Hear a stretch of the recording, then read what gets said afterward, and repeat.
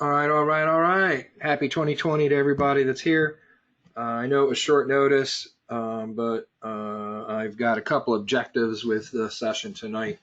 So, first of all, thank you one and all for showing up, carving some time out of your day, whether it's evening, afternoon, or morning. For those that don't know me, my name is Steve Greger. I've been a Forex trader for just under 17 years, another about 45 days or so, it'll be 17 years. I've been coaching the vast majority of the time, pretty much about 16 years. I've tried to find my very first webcast, and I'm still searching. But I've done quite a few of them when I was doing some license work with GoToWebinar, since they were the very first, with GoToMeeting, very first vendor I used for a webinar broadcast. They have all my records, and about 7 or 8 months ago, they let me know that as of that time, I'd done over 3,600 sessions. And for those that attend my sessions regularly, you know they are typically 2 hours of training, sometimes much longer than that. And so quite a bit of time on presenting and teaching and mentoring. So I'm a big fan of, the way I got into this. For those that don't know, I was actually in the very first MLM, not as a builder, but just it was time for me to do something different than the Fortune 500 work I was doing. And I did my analysis and ended up in a rather roundabout way coming to the Forex, and was glad I did. The company I was with wasn't doing a good job teaching the customers. It was a hefty price to get in, $2,500, $256 a month to maintain. And so I felt bad that I invited a few of my buddies and friends, not to build, but just to have them come on and learn how to trade as well. And I felt an obligation to help them learn how to trade. So I had to go out and do it. I had to learn, and I just passed on what I did. And I've been doing that for, like I said, 16 years now. So the only thing I teach is that with which I trade. So I share what I trade. I had the good fortune when I first got started to have a little cushion from a lot of my Fortune 500 work. And so I wasn't pressed to go live, after the first 30 days. And once I did go live, I still took my good old time. I demo traded and live traded at the same time. I'm a massive analytical kind of person, and I spent a long time, nothing showing. It should be a blue screen. And I spent a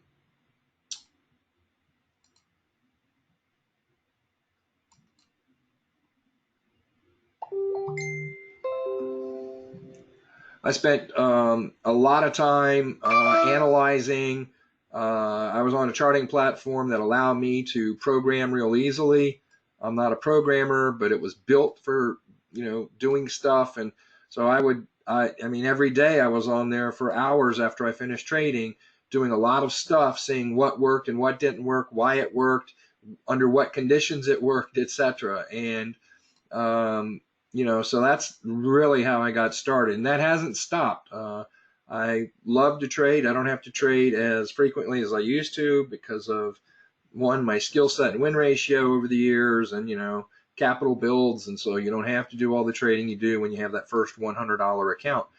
And the reality is, I can, I've worked for 4 different education portals as either the director of training and development or education director in some capacity, and advised most of the CEOs along the way, took them in, did a lot of projects with them, etc. So again, if I tally up my direct/indirect, but not everybody that belonged in membership-wise, just people who had actually flowed through my classrooms, either my small groups for stuff I've sold, or coaching sessions and whatever you want to call them that I've done for other companies. Right now, the tally is just right at 27,000 students over those 16 plus years. So I have, had the benefit of doing that, and the reward for that, or one of the benefits for doing that, is I get to observe mass behavior. In Forex trading, when you take an individual and then you make it 100, and then you take it 1,000, then you make it 10,000, you see patterns in behavior just like you see patterns on the chart.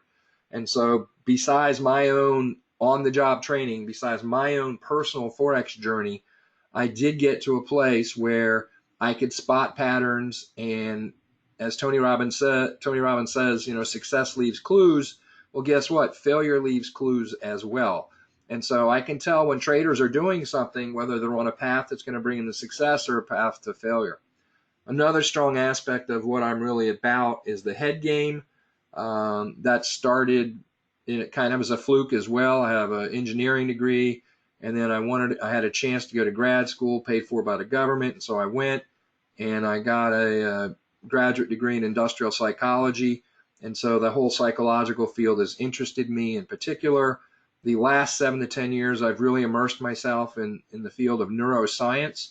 I have a keen interest, not just for myself, but for every human being that's alive, to see what it is that causes their behavior, what it is that causes a human to act the way they act, because I see a direct relevance to that in the world of trading.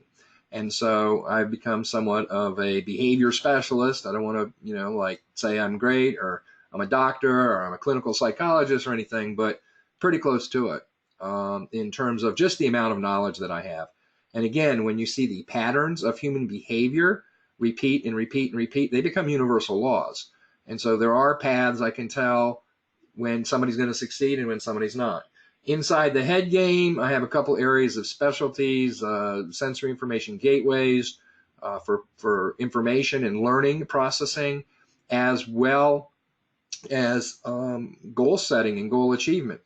I've done many projects for Fortune 500 companies in that arena, and I've stayed very active and immersed myself in that area for almost 20 years now. So a lot of side interests that are directly relevant to the trading world. And so what I've done is over the years, as I've shared my trading and I've done development while I was trading, I would continue to innovate. And I've made a lot of innovations in this industry. I've been in the software tech sector, Fortune 500 most of the time. And when it wasn't, I was doing business startups with venture capital funding.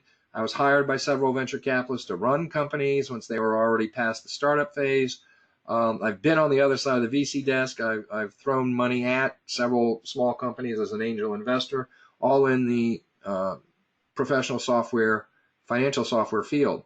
One of my products that was a high-end product, after doing a lot of visits to Wall Street and talking to a lot of the brokers there, was a product that one day I get a call from PC Magazine and they said they'd like to review it. And I'm like, no problem, go ahead.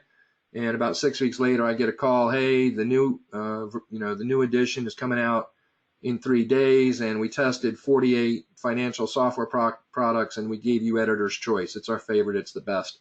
And so that really skyrocketed that particular software company I was working with at the time. I'm kind of a business, generalist on that side as an entrepreneur, having worked with the Fortune 500, having worked with the VCs, the VC firms, be it angel investors as well as institutional investors. So, I've had opportunities. I was hired by a VC firm to come in and take over a technology company that was losing millions a year. And literally in 22 months, we reversed that. And I had them making millions plus per year. And for that, I got a Inc. 500 fastest growing company award back in the days when it was just 500. Now it's 5,000. So a little bit more exciting when there were only 500. And there's numerous awards and accolades. I'm not here to brag. I just want to give you a source of understanding that I'm not, some 19-year-old in mom and dad's basement. They bring me pizza once a night, like feeding a caged animal at the zoo, and I pretend to be out there. There are a lot of people out there. They've been schooled for 6 months and they think they've got the answers, or they've traded live for 6 weeks and they got a few, they doubled their $200 account, and so they're out coaching and teaching. And, it's sad that there is a lot of, I won't call it outright scams, but, hype and enticement and all that out there. And the people that know me know you're not going to see me do anything from an enticement standpoint. I don't believe in that. And for the most part, Successful Forex traders just don't ever get around talking about money and returns and stuff like that. We don't need to. And personally, I do very, very little promotion of TAB29. Most of it comes to me organically, word of mouth, referrals, people who have taken it on and understand the depth and the volume of education I provide. And, you know, for the most part, get told my price is way out of whack. It needs to be 3 and 4 times what I charge when all's said and done. Right now on this call, I actually have some traders that have been with me 10 years, you know, and more. A bunch of traders new, and, you know, in the 1 to 2 year range and everything in between. So, you know, they keep coming for more. And so we've got this product called TAB29. And so I want to talk a little bit about it, what it is. So I'm going to tell you a little bit about the format for tonight, because I'm going to go ahead and multi-purpose this session. So you guys are here part of another project. In other words, I'm doing a bigger overview on TAB29, which I'm going to take 3 major clips from tonight, and they're going to be inserted into that presentation. I shouldn't say a bigger, it's a lot of verbiage. So you'll see everything and then some that's going to be included in that, and you're being part of that as we record this and go. So you're going to see me put up 3 insert slides and 3 end of insert slides. Pay no attention to that. This is part of a project that a marketing content partner of mine, Amy, and I are working on. And so she's gracing me with some video editing efforts. And so this will be part of that as well. So with that being said, okay.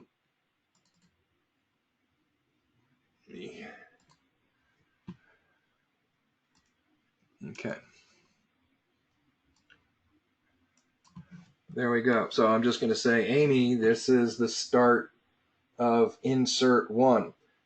So a lot of times,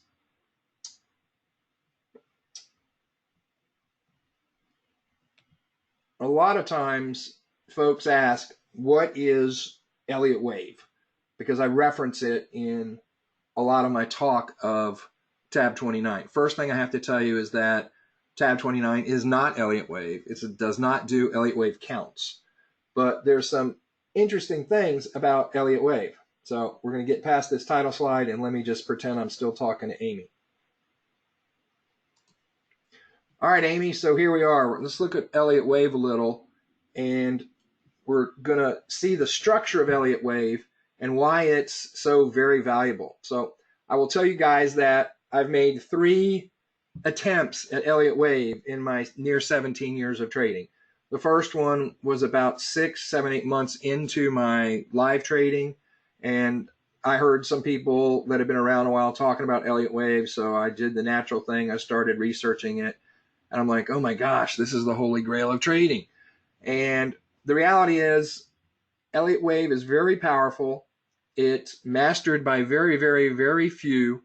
For the most part, unless you're already banking 35 to 50% a month, I wouldn't waste my time on Elliott wave. It's going to be a distraction to you, and it just doesn't have the level of accuracy that you really need. The challenge with Elliott wave is it's complex, it's measured, and doing what we call forward counts, and that is where we are now, trying to decide where it may be going, is a skilled science, and a lot of traders who undertake Elliott wave haven't been taught correctly how to even begin to look at it. And so from that perspective, it's not a very good thing, okay? It does a real good job at historical counts. I can maybe 40% of the time, giving you a little anecdotal statistic, be able to get in and do a count after a particular move's been over. That's not the majority of the time. That's a lot of the time, but not the majority of it. So even the historical counts, looking back after it's already happened, being able to see it. And part of that is also part of the way we are taught Elliott wave and the lack of understanding what we really have to do. And in my case, the second and third attempt just said, you know, this is crazy. It's too much time. And I could take pretty good amounts of Elliott. Well, I could take 10 Elliott wave traders, I'll call them Ellioticians, meaning they really have a deep understanding of the subject, and put them in a room and give them 3 or 4 different charts at different time frames and ask them for the count, and I'm pretty much going to get 10 different opinions.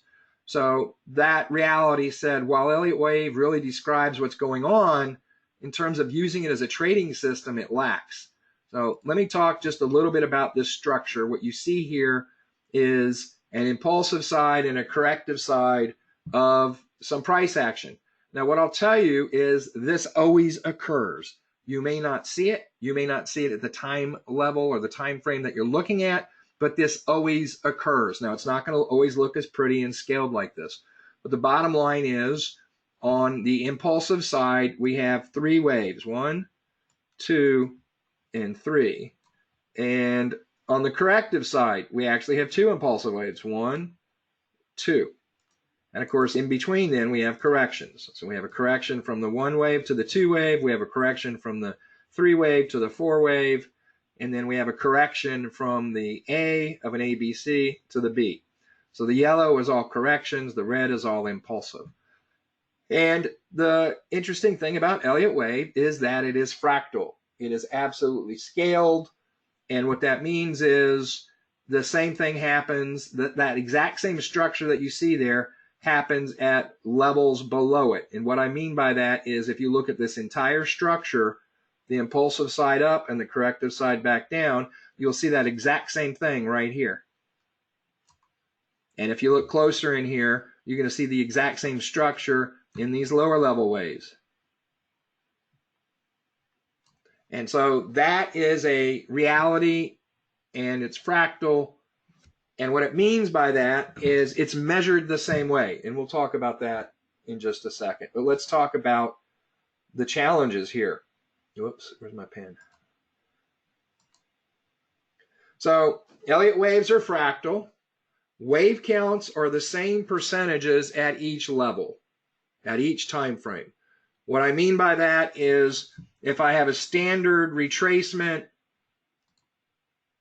based on a wave and a wavelength, that is 38% of the move.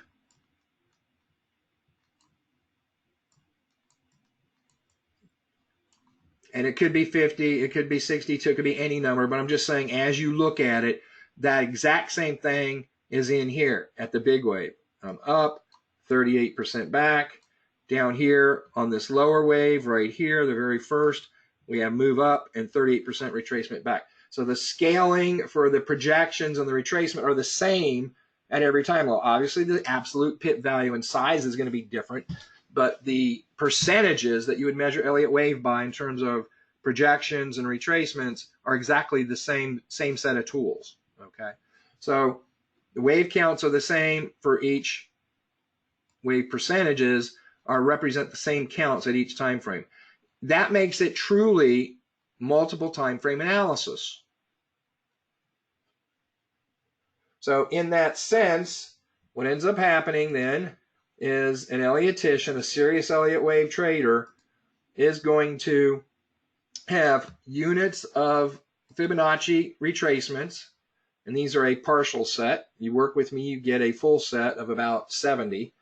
And a lot of them we've innovated over the years and created that are on the charts. You just don't see them. So we kind of have a hidden cheat sheet for a Fibonacci that goes way past these elementary numbers. So as a case in point, when they get to the 1 wave, there you can do a projection off that 1 wave based on the size of the 1 wave. So we can look at this size here, and then we can do an Elliott wave projection and kind of guess where the 3 wave is. It could be that 1618, okay? Very prominent projection from the 1 wave to the 3 wave. Once we get to the 3 wave, we could project out to the 5 wave, etc. Now, one thing you'll notice up here at the top, and I want to point this out because this is the whole key of me even talking about Elliott wave to you. What you'll notice in this entire move, this big outer green circle or oval, goes from a previous termination. This would be the 1 wave up here. And what you'll see then is that one wave doesn't end until this next inner one here completes its 5 wave. It's got to go through its whole cycle, 1, 2, 3, 4, 5. So it's dependent on that lower level 5 before this one is complete. Well, guess what? In that lower level 5, the 4 to 5 move, as you can see, is also a 1, 2, 3, 4, 5. And so that lower level 5, or lower level 5, has to complete before this 5 can complete. And when that 5 is complete, then the 1 is complete. And so in order to do that, you have to take these percentages and go down levels in charts. And it's usually go at least 4 levels if you're going to be a good Elliottician. And when you sync up projections to all at the same point, and price actually gets to that point, then you pretty much have a high percentage reversal. The challenge with the way Elliott wave is taught is most people just try and project from this one wave and find out where the 5 wave is, and it doesn't really work. And then at that, there's multiple potential projections for each one of these waves. And so the 3 wave has a number of projections it can be. So Elliott wave alone isn't going to get you very far. And like I said, it's complex, and you're really going to have to master multiple time frame analysis to be able to use it and be successful with it. Now, I will say there are products out there and platforms out there that have automated Elliott wave counts. I used one of them for several years. It was a product from eSignal, and they happened to have, and I paid the option to have Elliott wave counts on there. The problem was they were accurate about 40 to 50% of the time. And the other challenging thing about Elliott wave is some of the reversals have the exact same structure that a impulsive wave makes. So some of the structure of a correction looks just like an impulsive move. And so a lot of times you'd think something was happening, and all of a sudden it would reverse on you because what you saw was not what you thought it was. It was actually something else, even though the percentages are exactly the same. So it's really a science. It takes years of study. It takes multiple time frame analysis. And if you're going to be a serious Elliott wave trader, you better give it 3 to 4 years to really master what you're doing, to get enough demo trades in, to master all the Fibonacci's. Again, you're not going to see 75% of the Fibonacci's that are out there. You can't even Google them. They're just not out there. They're not known in the general marketplace. It takes deep, deep, deep understanding. It takes connections to get to people who have invented some of the Fibos, and then we've invented several ourselves, discovered, better word. And so even the stuff that's out there and available through Google research and that's taught by other educators barely touches the iceberg, the tip of the iceberg on Elliott wave. So if you're a newer trader and you hear about Elliott wave, I would caution you because it is a very complex thing. And if you're really anxious to get going and trading and making money, it's either going to destroy that opportunity or confuse you. And you're better off if you have a desire and a need to be making money sooner than later. Elliott wave ain't going to do it for you as a newer trader. Okay.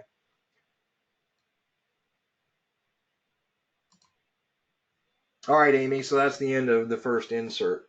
So we're going to jump right into the second insert.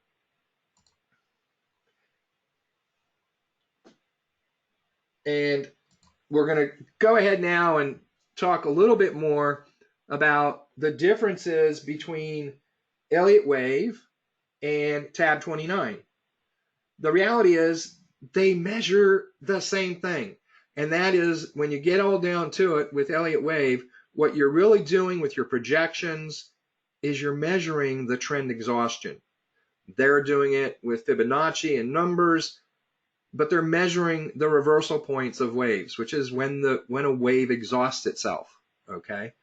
And so, as I said previously, Elliott wave counts are challenging. Some structures, as I said, are the same and can reverse, and it's tedious to do at the multiple time frame analysis perspective. Okay. So what I discovered in my trading was, okay, I took my first pass at it, I took my second pass at it, as if the first one didn't beat me up enough and chew up enough time. I was just a little bullheaded and said, I'm going to do this.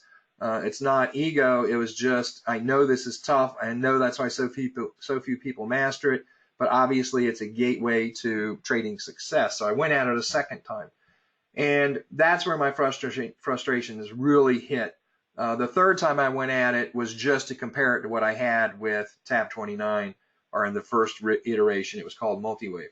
So the second time, what I realized was there, I saw the points where it could be accurate, but again, it didn't happen very often, and I can only do that looking back. I couldn't do it looking forward. And so I was frustrated by that, because when it worked, it worked.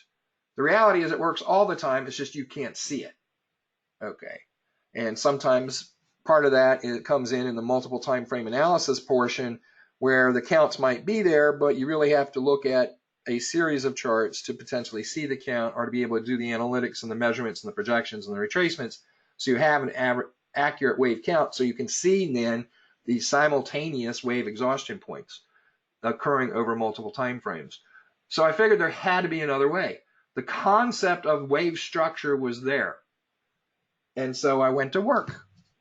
While I was trading, and slowly getting down what I would call old paradigm trading. Old paradigm trading is what 99% of you are actually taught in the marketplace today.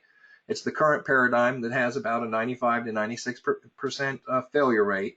And I'll just put an asterisk on that, because everybody says that. The reality is it's not always a failure rate.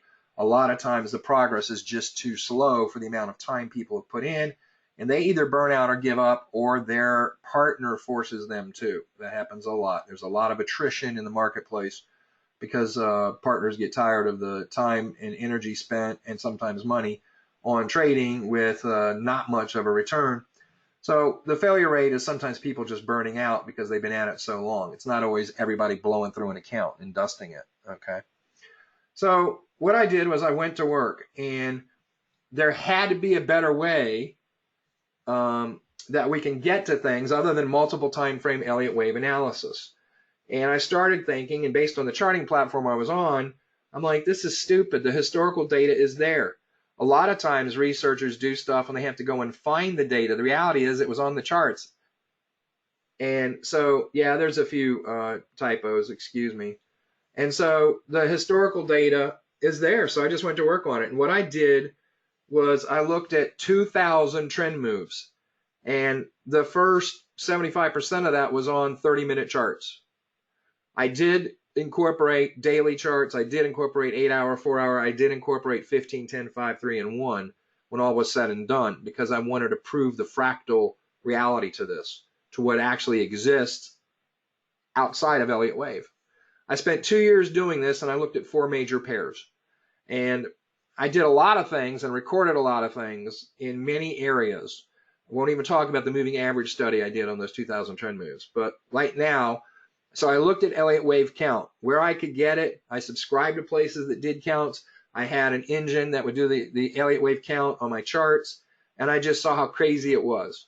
Then I looked at every indicator on the chart. So if you can open a chart, and I don't care what platform you're on, and you can go to indicators and find it. If you go to MT4 and their community of indicators and find stuff there that's the latest and the greatest and will save you forever and make you $1 million, I looked at just about everything that was out there at that time. All of the standard indicators, okay? And I'm talking about things that measured trend strength, like RSI and stochastics and gravity and MACD and others, and across a range of settings. So when I looked at RSI, I didn't just look at 14. I did look at the full cycle at 28. I did look at shorter term 8, 5, 3. I looked at everything on RSI across those 4 major pairs in 2,000 trend moves, and stochastics and gravity and MACD and CCI and the variance, Woody's and all that stuff. And the reality was it was scattered. There would be some types of moves that RSI would be pretty good on, and then another type of move and RSI was way off. So how do you know which move it is when you're trading? The same thing with stochastics. They most of the trend strength indicators all had the same strengths and same areas where they were weak. And it wasn't just enough that I felt comfortable putting risk in and trading, because they were inconsistent, okay? So as I said, I did look at all the indicators. Now, I also looked at stuff that I ended up calling harmonic wave convergence. But this was in a very rough form at the beginning. And this is where the third pass of Elliott wave came a couple years later. So I noticed something on the charts, because I knew how to do multiple time frame analysis through my Elliott wave efforts. And what I saw was there were natural points of reversals when certain elements of charts lined up. So I could look at a 4-hour chart, a 1-hour chart, a 30-minute chart, a 10-minute chart, a 1-minute chart, and I could start to see these break points where when certain conditions were met on all of them, you would see a reversal. Which of the 10-minute waves was really the one that reversed the 4-hour wave, that reversed the 8-hour wave? So it became a little bit of, it's out there. I know it's out there. I just didn't know how to measure it. So I started playing, the first thing I did, because everybody was using RSI, it's kind of the go-to. And so I started playing with RSI. I looked at the formula. I started tweaking the formula. I was finding ways that if I did something, it might hurt its ability in the good markets, but if I did something, it might affect it and make it a much better tool in the weaker markets. So I started looking at all this stuff, and I'm not sure what just happened. Nice. Sorry about that.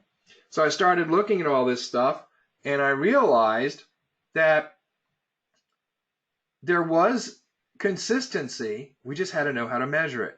And so I called this thing harmonic wave convergence. And what I ended up doing over time and into my third pass of Elliott wave was I created my own suite of indicators that absolutely smoked RSI, smoked stochastic, smoked gravity, MACD, because they were consistent in any kind of market, in any time frame. They had become a fractal way of understanding what was going on. Now, there's a lot of people that are stuck in the paradigms, and I should have stuck the end quotes there as well. There are a lot of people stuck in paradigms because I've seen really good traders who are good educators at what they teach, and they'll say, oh, naked trading is the way. If you're using indicators, you're missing it. They haven't seen our indicators. They haven't done the degree of study. And our indicators are real time. They don't lag. And typically, as you'll see, we can get a reversal zone on most time periods between 30 and 4 hours. In, at the shorter term, 30, 15-minute charts, we can get a turnaround in 2 to 3 pips. And the 4-hour stretches out a little, maybe 3 to 5 pips at most. And so we have that level of degree of action. It's laser precise. It just is in any market at any time. Now, I will make one comment here. TAB29, when it shows you the convergence, it's spot on. There's plenty of times, about 10 to 15% of the times, where something may happen and TAB29 won't catch it. That's okay. I'm just worried about the times it catches it and the high percentage that I could trade that. So along comes harmonic wave convergence. And the first pass at this was a product called multi-wave. But just so we get the definition here, if you look at there under harmonic wave convergence, what it says is it's the occurrence of 2 or more levels of cyclical waves, harmonic, exhausting, terminating, at precisely the same time and price. When this convergence takes place, price will almost always reverse. So the sample here we pointed out is a 5-minute wave and a 30-minute wave. And when they converge precisely at an extreme, and that yellow line on the chart is the extreme at the top, then you're going to have a reversal. So that was the very early stages of multi-wave measuring harmonic wave convergence. So harmonic wave convergence is there. Now, what is cool about this is all of that data is contained in one indicator. And that indicator now, via TAB29, will measure 6 different time frames convergences and put it all into one systemized channel that you could put on any chart. So I don't need to have 8 monitors and 8 different chart time periods to do multiple time frame analysis. All of it's done for you inside harmonic wave convergence. So let's look at a brief look at TAB29, and don't worry about understanding it. I'm just going to show you when multiple time frames are shown, how you can see this. So this is a 4-hour chart, and the green wave is 4-hour, the blue is 30-minute. And so you can see at this point right here on that 4-hour chart, we have the 30-minute wave converging with the 4-hour wave. Pretty much a trade. We could drop down to a 30-minute chart, and we can see the 5-minute wave converging with that 30-minute wave. I could drop down to a 10-minute chart, and I see my 10-minute wave at extreme converging with the 30-minute wave. I could drop down to a 5-minute chart and now measure all of them. I've got my 4-hour, my 30-minute, my 10-minute, my 5-minute, my 3-minute, and my 1-minute. And I see the nice V. That is the convergence point. We get even more detail on the 1-minute chart. And so, boom, right there. You can look at the scale. Those are 5 pips. And we're getting the turnaround here in less than 2 pips. So this is a 4-hour bottom, and we can measure it down to a 2-pip zone using this technology. I don't know. If you got something else that'll measure a 4-hour turnaround naked, okay, notice there's no support and resistance on this. It's just straight multi-wave. TAB29. So how does this work in terms of how it's structured, how it was built? So the reason we can put it all on one chart is because we're not looking at other charts. We're actually going into the data feed. And so we're taking these custom indicators that have been tried and proven over those 2,000 moves and the dozen years since. And so what we look at is the standard kind of look, as I said, within Elliott wave, and this is true here. I have a bigger move, 2 to 3, see the green.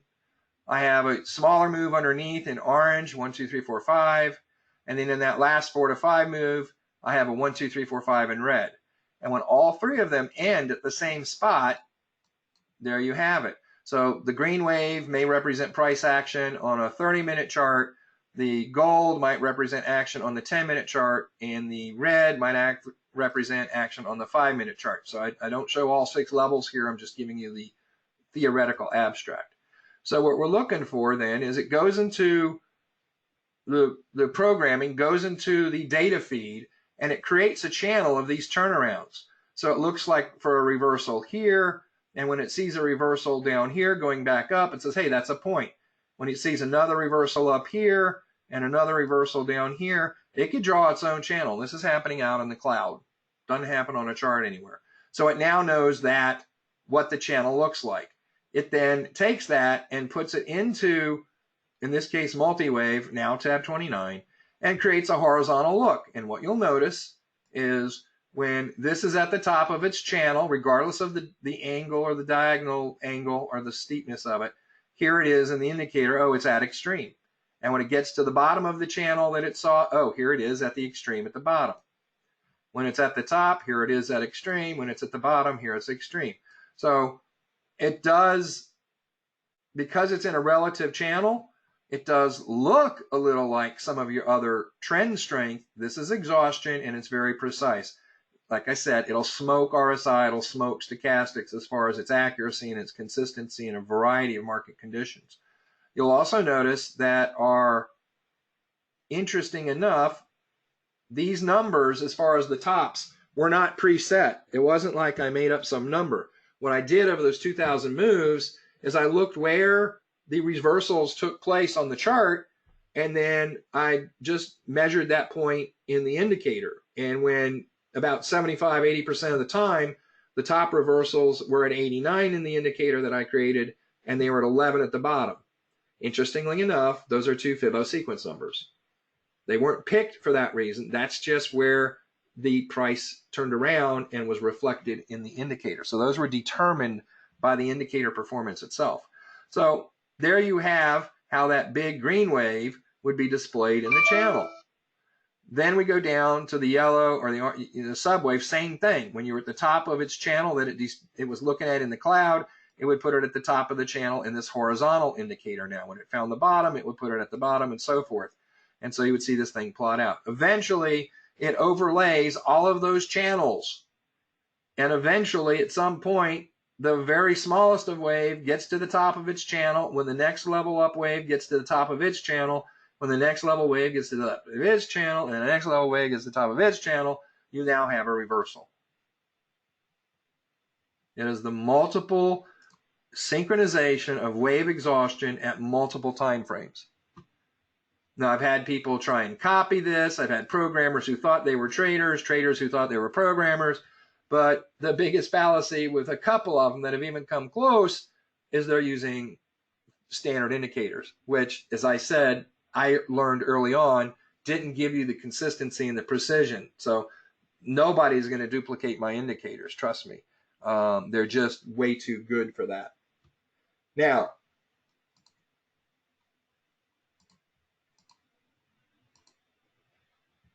let's look at this. And again, what you see in this plot. Now, there's 6 time frames represented here. The green wave is the 4-hour plot. The 30-minute is blue.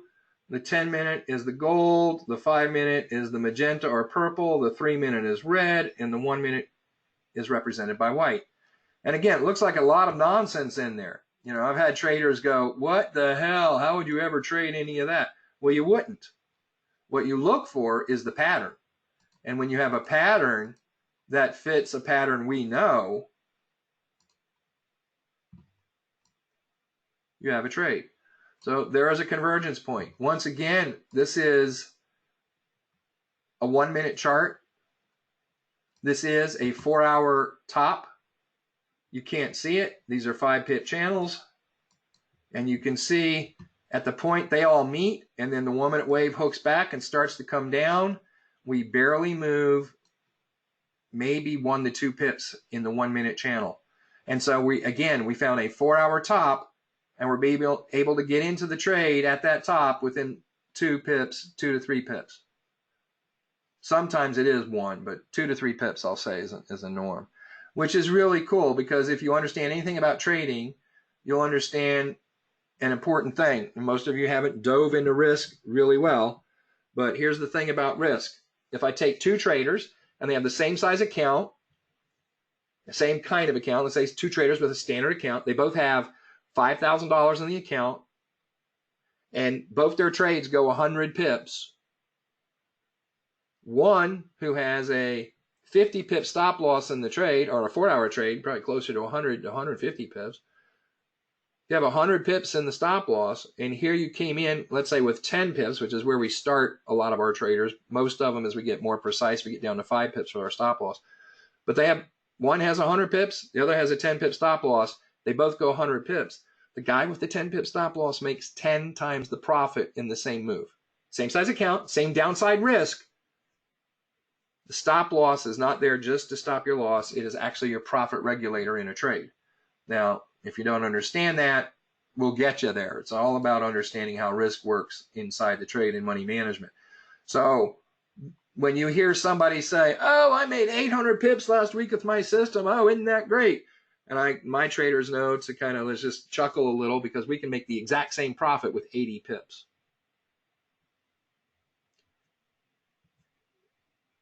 So pip totals mean nothing in terms of Forex trading. What it comes down to is what size stop loss did you have? Now we can start to measure what those pips really represent. All right, so that's the precision that we have. So let's kind of end this little discussion on the differences now between Elliott wave and harmonic wave convergence. Elliott wave, as I said, is a very tedious process. The accuracy requires analysis of multiple time frames, and it has a high tendency to get the counts wrong because there's so much involved and it's so time consuming. On harmonic wave convergence, we also measure wave exhaustion, and we catch, just like Elliott wave does, the reversal points. Instead of using Fibonacci to project it, we look at a very detailed process of wave exhaustion at multiple time periods. And so all the multiple time frame analysis done for you. Here you have one indicator, and you can have 6 time periods all measuring the simultaneous exhaustion of the wave at that time period. And when they all sync up, you have your reversal. Just like in Elliott wave. It's just instead of measuring it with Fibo and having to be in multiple charts, you can literally get down to a 1-minute chart, a 5-minute chart, and take trades using multiple time frame analysis. It's just being done for you. We have 6 time frames on one indicator, typically accuracy within a 2 to 3 pip zone. And with TAB29, as we'll show you here in a few minutes, you have to have 33 experts agree that you have a trade, which is pretty phenomenal. So let's look at tab 29, and I'll just tell you this. Tab 29 got its count from the very first release of it, and I've kept it that name just for branding purposes. It really should be called tab 33. Some of you may have heard of its junior little cousin called Fast 33, which is kind of just a little promo piece for harmonic wave convergence. And so let me explain how this works and why nobody else will ever come close. We probably have about a 7 to 8 year jump start on anybody that might think about looking at this. Here's the reality. What you see here are 4 different waves. We have our 30-minute wave in blue. We have our 15-minute wave in gold or pumpkin, whatever you want to call that. We have our 5-minute wave in magenta or purple, and we have our 1-minute wave in white. And when you plot them all on a 1-minute chart, that's what it looks like. Okay. Now, how do we get wave strength? How do we know to turn this thing around here, or to turn it around here? Or when we see a true convergence, where we have the 1 exceeding the 5, the 10, and the 30, like here, there's your top. Okay. How do we know those are the tops? How is this measuring it? Well, as I said, I'm looking at wave exhaustion. And what I realized was RSI wasn't going to work. Stochastics wasn't going to work. And so I told you I had to create something that would work in all market conditions. And just to put the dot on the I or cross the T on that, I looked at and I tweaked 4 different custom indicators. Sometimes one was like right at the 100% level and the other one was at 99. I'm like, that's not good enough. I want it to all be unanimous. And so what I ended up doing for each time period is I looked at 4 different ways of measuring trend exhaustion, all customized because the real stuff included in your charts doesn't do the job. Remember, I'm just sharing what I trade. I was out to get my trading as tight as it could be. And when I did, then I shared it. And that's what tab 29 harmonic wave convergence is. And so that 1-minute wave, where we have the 1-minute wave, it's actually 4 different indicators that are weighted. It's a weighted average to create that plot. If we go to the 5-minute level, so the purple wave, there are 4 different indicators used that again are weighted and averaged to create that 5-minute plot. We go to the 30-minute, the blue line. There are 4 different indicators, all custom, that are weighted and averaged to create that plot. The weighting is a little different in each one because of what I saw in the charts when I did my 2000 move study. We then have these things up here, and you go, what the heck part of the indicator is that? They're called trend bars. And trend bars use a combination of existing indicators with a little tweaking based on performance of the parameters. So in other words, you'll see if you look at somebody trading a 15-minute chart, you might see they have RSI 14. Some are out there with RSI 11. Some are using RSI 8. Some are using RSI 5. So what I did with these particular more traditional indicators is I looked at those 2000 moves when I got down to smaller level charts, which one of those parameter values led the pack. And so there are 6 bars. We generally keep this tight so you can't see the separation between the bars. We have 6 bars here as part of this indicator. And the way it works is the first 5 bars each have 1 indicator. Very tuned. That gives us 5 more indicators. The 4th bar actually has 4 different bar counts of a particular indicator. And so I wanted to get the blend of those because they were all real close. Sometimes it'd be 99, sometimes it'd be 101. But to get the 4 in there and then weight those 4. So these trend bars actually represent a total of 9 different indicators. And so if we add it up, oh, we left one out, the 15-minute. So what the 15-minute does is it looks at 15, 10, and 5.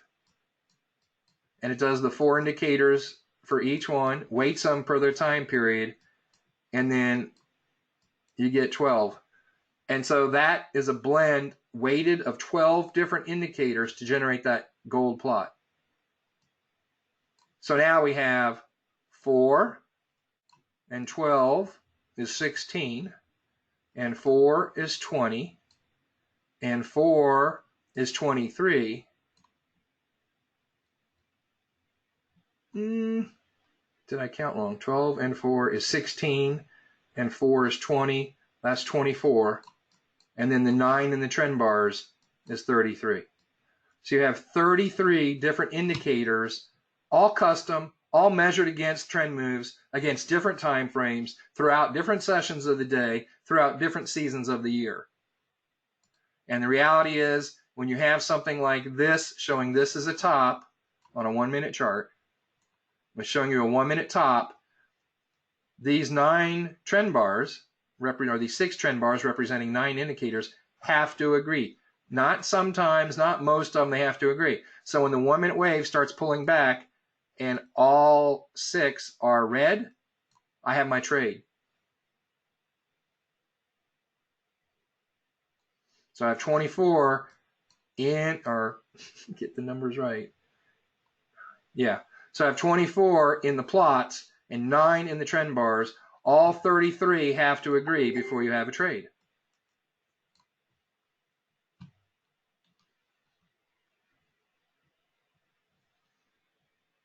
Now compare that to RSI and MACD on your chart, which don't work a good portion of the time. So that's the reality for why it's called TAB29, because that's the first iteration had 29. Now in the more recent year or two, we have 33. So 33 indicators, they all have to agree in one channel on one chart. Very powerful. So that's the end of insert 2, Amy.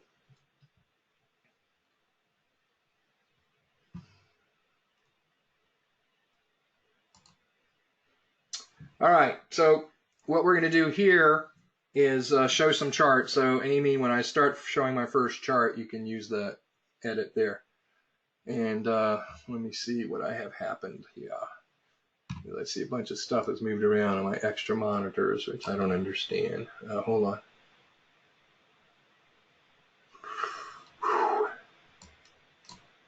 Oh, Lordy.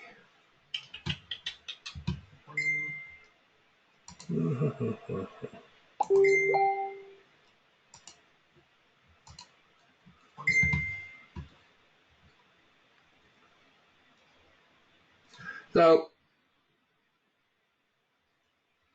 what I'm going to do, and let me make that a 4-hour chart. Hold on one second. And I'll tell you why I selected this one chart.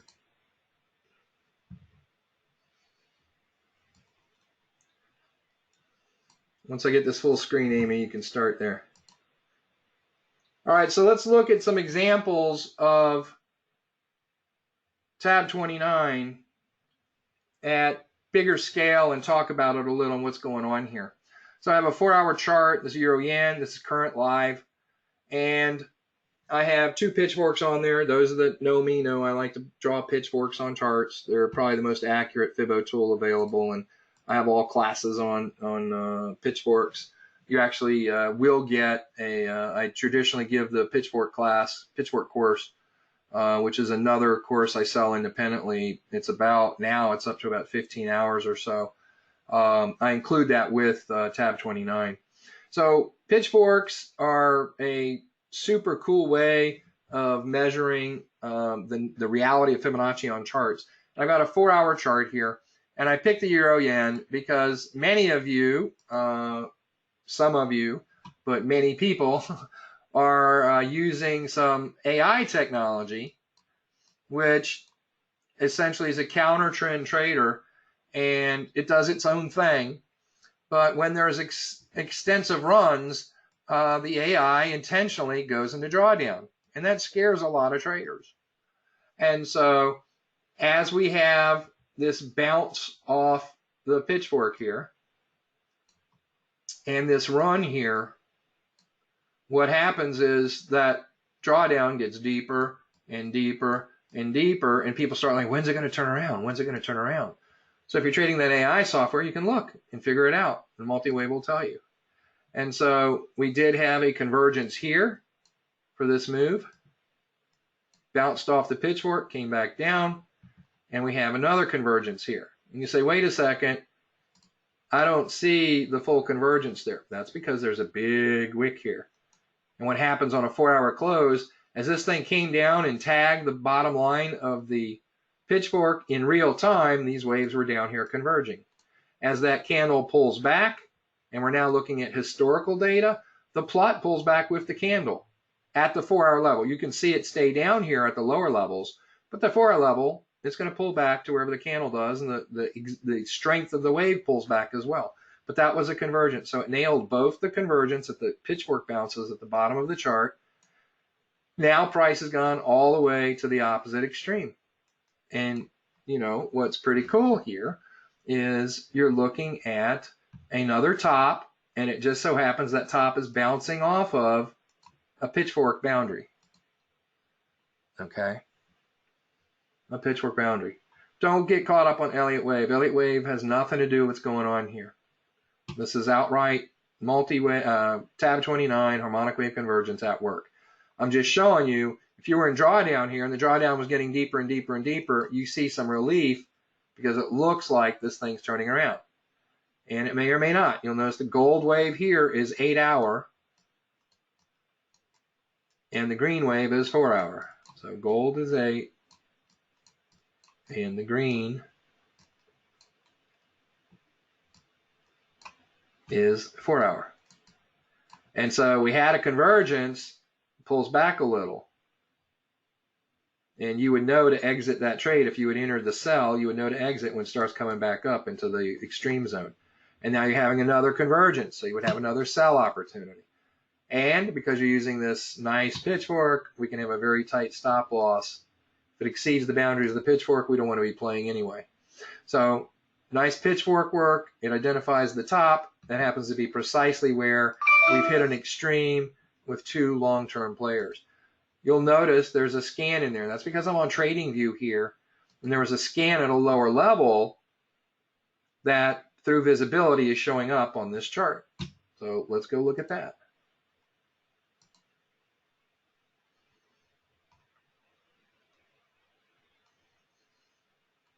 Cool thing about TradingView is you draw an element, it stays on all charts in the right place.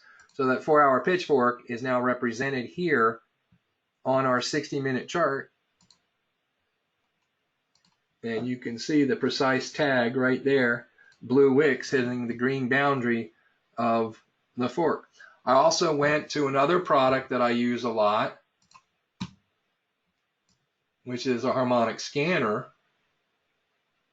which is where I got the actual scan from. And you'll notice I had a couple wedge moves in here that we looked at, and a PRZ, and the C move going up to D totally violated it and came all the way down.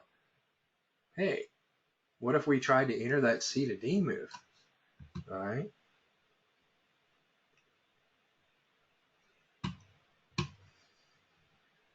So what you'll notice is when the C came out and it started going up, there was a little bit of a move. On this particular chart, now what you're looking at is the 1-hour wave is the gray, or silver, whatever you want to call it. And we still have the 4-hour wave is green.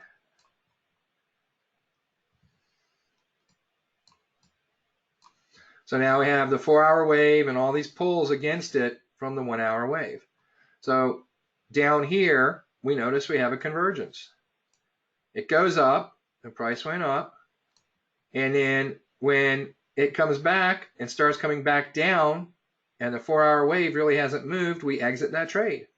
So we come down and say, okay, we got some pips out of it. We didn't lose. It was the wrong time to be in the trade. We come down and we have another convergence. 1-hour wave into the 4-hour wave at a bottom. And notice that bottom just happened to be a pitchfork. Convergence. And so we have different money management options which can allow us to stay in this trade depending on what you're doing, you could be a pitchfork trader and ride it all the way to the opposite side, which is where it's stalled right now. You might take 1 hour moves and exit at the 1 hour level. You may exit at the 50% point. You may use one of our cool trend exhaustion, very zero lag moving averages. It's not a standard tool, and you would have exited up here. That's still pretty good moves. You can see the scale. So multi-wave guides you through all of this. Notice this top up here, this bounce up here, harmonic wave convergence. Top up here, harmonic wave convergence. So multi-wave does a really good job with all of that. And so I just wanted to give you that overview, what it can do, what it looks like, how it's built, how it emulates what Elliott Wave does, but in a very precise way that's very manageable. And I'll be glad to entertain questions later on, but right now we're going to end module 3, Amy. So before I said we'll entertain questions, you can cut it. All right, so I'm done with the Amy part. And I will introduce or take on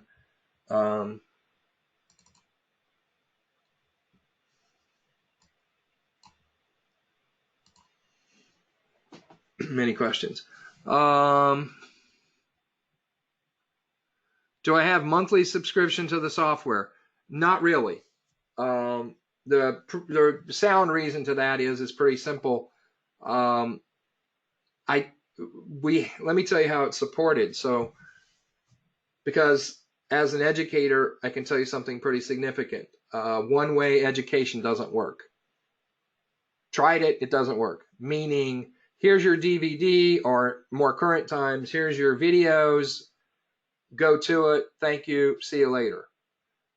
Even in places that have live educators, okay? The problem is they don't, it's a one-way, it's still one way. They might take questions, they might show stuff on the charts, but this is where my years of experience from psychology and the study of neuroscience, the study of how our brain works in the learning mode, my understanding of sensory information gateways, you need a feedback mechanism. Exactly the same way most people went through school, okay? In other words, teacher taught, she'd give you homework, you'd come back, homework would be checked, or at least turned in, teacher would check it, students would check it, whatever. And after a number of those, you'd have a quiz. Let's see what you know. And then you get feedback on that, okay? And so you really have an opportunity there to understand how the learning process works. And so what we've done over the years is we've built support groups. And at this current stage, I have, plus or minus right around 30 coaches who help me in groups, and you post your trades and we give you feedback on those trades, because your eyes alone aren't going to work. See, I've seen people buy into a course and quit, and I'm like, why did you quit? Well, I tried it and I took 13 trades in a row and lost. And it's like, well, guess what? You're probably making the same mistakes 12 times after you made it the first time. It's not necessarily the system. It's your understanding of what you thought the system was. It's what you saw it. And I can teach 4 hours of sensory information gateways. Not going to do it right now. I'm just telling you, I've learned over the years, one-way training doesn't work. And so programs that have one-way training, they're going to have very little success rates. You need to have that feedback mechanism. And so I've got 30 coaches, thereabouts, plus or minus, and they give their time freely. That's part of their giving back to the community. And they do it in big ways. And so they'll come in there and help, and you post a trade, and they say, okay, this is what you did. You forgot this, you forgot this. So they construct your trade. They help you understand what's going on. They correct your misunderstanding of what you thought you understood, okay? And here's the bottom line in learning the trade. Unfortunately, 99% of new traders are given the mindset of go out and make this work, go demo trade. They always give you the, demo trade this for a couple of weeks. Go demo trade it, and all of a sudden, they expect you to win. in your demo trading, and you're going out trying to win. And what ends up happening when you try and win is you miss stuff. The reality is you want to learn what not to do, and you make that forward. You move forward by learning what not to do, not doing it right from the get-go. You have to go through that failure. This is why head game is an important part. First of all, you have to understand how learning to trade works. We explain that. And then you have to go through that process. Let me give you the example. My traders are tired of hearing this, but it's the best example if you haven't heard me before. I have little Johnny, who's 5 years old, and he wants to learn how to play baseball. So you go to the box store, buy him a plastic ball, plastic bat. We often call those wiffle balls, wiffle bats, right? Take him outside, walk out about 10 feet in front of him, first of all, turn him 90 degrees, teach him how to hold the bat, put it on his shoulder, and you walk 10 feet in front of him and say, okay, here, little Johnny, here's what's going to happen. I'm going to throw the ball at you. You try and hit it. But wait, before we start, understand that when we're finished, I'm going to tell Mom how many times you swung and missed. Now think about that. Is little Johnny going to be swinging to try and learn how to hit the ball, or is he only going to swing at things that he thinks are perfect? But what does he know is perfect? He's never played before. So how does his mind game work? Now let's differentiate that from another dad. Takes the little Johnny out, same deal, sets him, put the bat on, turns him 90 degrees, walks out 10 feet from him, and he says, Johnny, here's what we're going to do. I'm going to pitch this ball at you, try and hit it. And when we're done, I'm going to tell Mom how many times you hit the ball. See, the emphasis in one time is I'm afraid to lose. The emphasis on the other one is I'll do anything to win. It doesn't matter how much I lose. I just want to hit the ball. And what that means is I get to swing, and it doesn't count if I miss. Because you're not telling Mom, if I swung 10 times and missed, but I hit it once, you're just telling Mom I hit the ball once. So that's what happens with demo trading when you go and try and win. Because you don't succeed in trading by trying to win. You succeed by learning what not to do. And in time, with a volume of demo trades, you will learn most of what it is with whatever strategy it is that you're trading. You will learn most of what you don't need to do, what you do that doesn't work. So now you have these patterns down. And you only get that through volume, guys. You don't get that any other way. So the bottom line, excuse me, just being transparent. Got to pause here for a sec.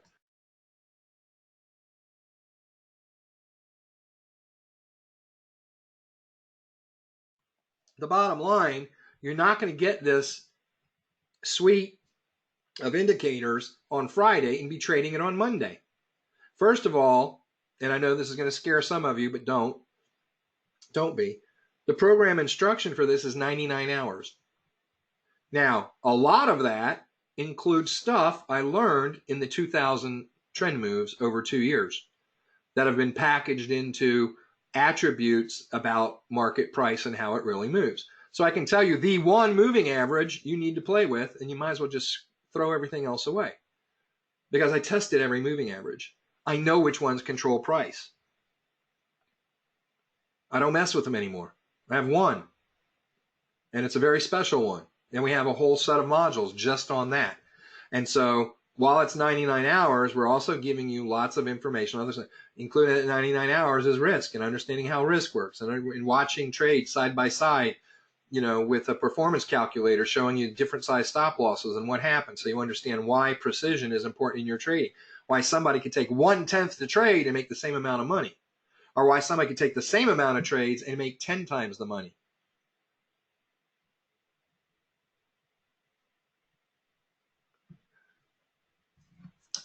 It's not a process of learning how to understand stuff. It's going incrementally, staying at the level you're at, not trying to win, trying to apply what you've learned, and then getting feedback mechanisms. You can't learn to trade on your own. Maybe 1 in 1,000 traders could actually learn to trade on their own. Very few succeed. Most of them have a mentor at some level. There's feedback at some level. This is why there's such a high failure rate. I don't know why we go through education, kindergarten, middle school, high school, college, advanced degrees, and we have feedback mechanisms all along the way. And now we're going to go out in the real world, and here's something that's probably the most technical thing you're going to encounter, and we're going to try and learn it on our own with no feedback mechanism. It's not going to work. I just tell you. All right, it's not going to work. So there's a lot of time you have to invest. And because I have volunteer coaches who spend their time, we want to spend the time with traders who are going to win. And so when somebody comes on a month-to-month basis and for whatever reason they don't feel they're making progress, all that time we spent with them is wasted. All that time we could have spent with other traders who really want to learn, are going to push through the obstacles with us and make it. So we stopped doing, monthly stuff a long time ago because harmonic wave convergence, while it's not rocket science, it does take a little time to learn. But if you've been trading and inconsistent or worse, lost money over the last 2, 3, 4 years, then you have to ask yourself, if I could go back in time 4 years ago and learn how market price really moves and been given the tools how to measure it and trade successfully with it and been given the head game to match that,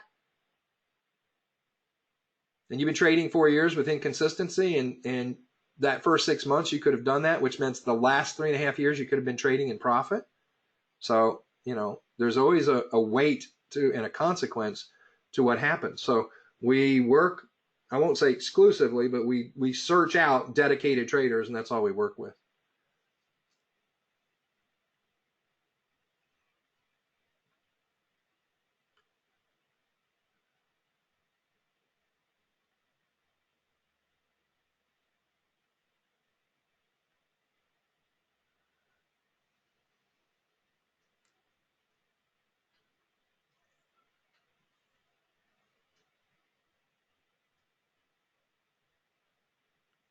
Yeah, a lot of system jumpers, and I'm sorry. The reality. Here's what happened. If you need to go, go. There's no like big, close tonight. It's not there.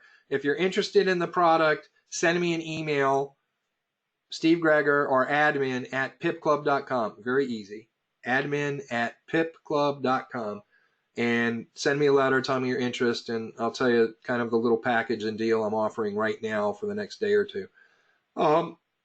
If you're here just to get some general information, I'm just going to elaborate a little bit more on the reality of the old paradigm versus the new paradigm. What we teach, new paradigm, tight stops, precision entry, your psychology works with you. Old paradigm, bigger stops. The more you go up in time frame, the bigger your stops get.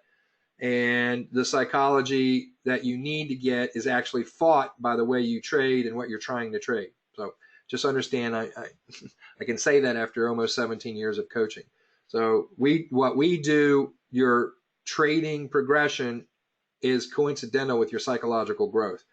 What are the best books on trading psychology? If you're trading something that works with you, why do you need third-party books?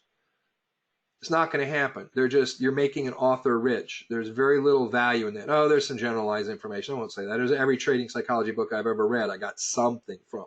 But it's not going to answer your problems on the psychological side because what you're trading works against you. Period. End of story.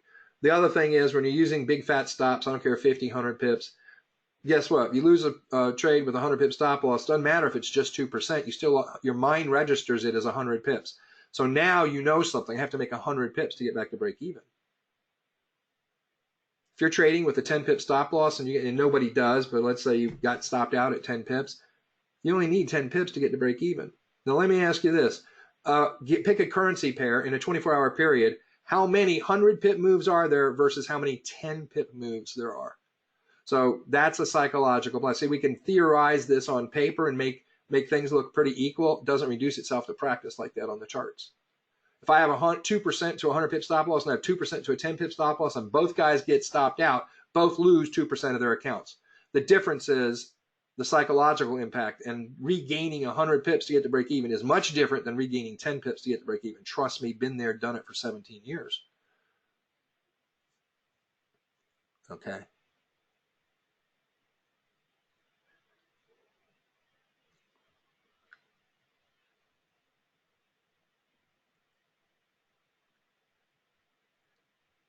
So we teach the new paradigm. It's got many advantages. Again, I can turn this into a 4-hour webinar and talk about the old paradigm versus new. I don't want to do that. I'm just telling you, we abandon the old paradigm because it creates psychological disadvantage. And unless you're highly capitalized, Most of the time, if you're trading adequate risk, your progress is so slow with lower capitalization that very often your spouse or partner is going to go, it's been 3 months, and for the amount of time you put on charts and videos and sessions and sticking your nose in forums and you know, different places, if you spent that same amount of time, you would have made 10 times the money flipping burgers.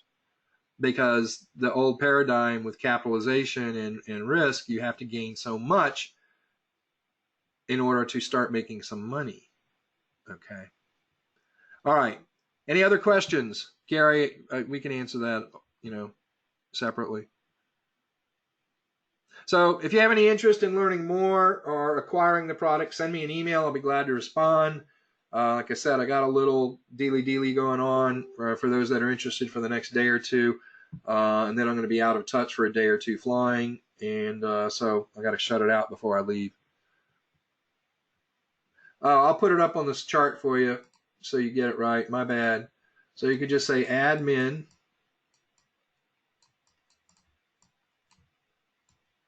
at, just as it sounds, pipclub.com.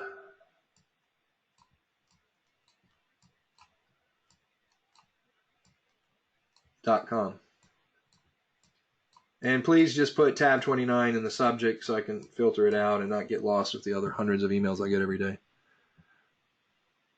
So there you go. I don't see any more technical questions. I've already had you for an hour and 20 minutes. I was trying to get it out in an hour.